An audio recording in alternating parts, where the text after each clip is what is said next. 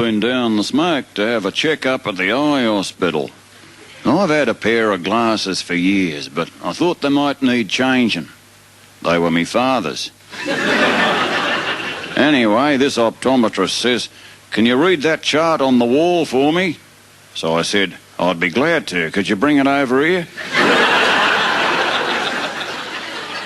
After I got me new glasses, I went back to me motel room to try 'em out. And there, as large as life, just outside the window, was 1.5 miles of sand and an ocean. It's the first time I'd seen them waves crashing onto the beach. Geez, I felt a dill. I'd spent 2 hours the night before trying to fix the cistern. And then I thought, well, might as well go home with something to skite about. I'll go for a paddle. So I wandered up the beach a bit, away from the crowd, and said, "G'day," to a couple of them young surfy board rider fellas. I said, "You blokes mightn't be very big, but geez, your chests are well developed." Then I put on me glasses. They weren't blokes.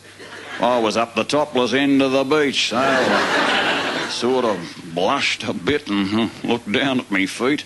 And that's when I noticed that what I thought were their very skimpy Speedos weren't.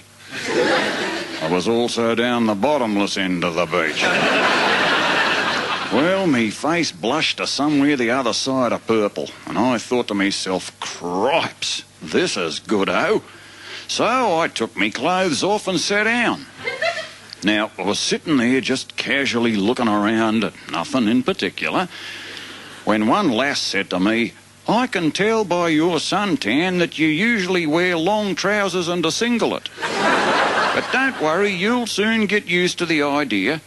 She was right. I was used to the idea in about 35 seconds. But you know, after 2 or 3 hours of sitting there casually glancing at nothing in particular, it all got a bit sort of boring. Fair dinkum, I became oblivious to everyone being in the nutty. I even became oblivious to me being in the nutty. So, birthday suit and all, I wandered off to buy an ice cream. Now, I didn't like the look of the gelato cassata truck turnout, so I headed across the road and got on the end of the queue for a snow cone in Coles. Now, I realised I'd done something silly when I tried to find me pocket to pay for the snow cone. It was about the same time I sensed the presence of a policeman, a big one. 6'6" and nearly the same height. He slapped an arm lock on me, pushed me into the manager's office, and he said, "Right, as soon as I find you some clothes, I'm taking you down to the station." I said, "The police station?" He said, "Nah, the railway station. I thought we might go away for the weekend, pal."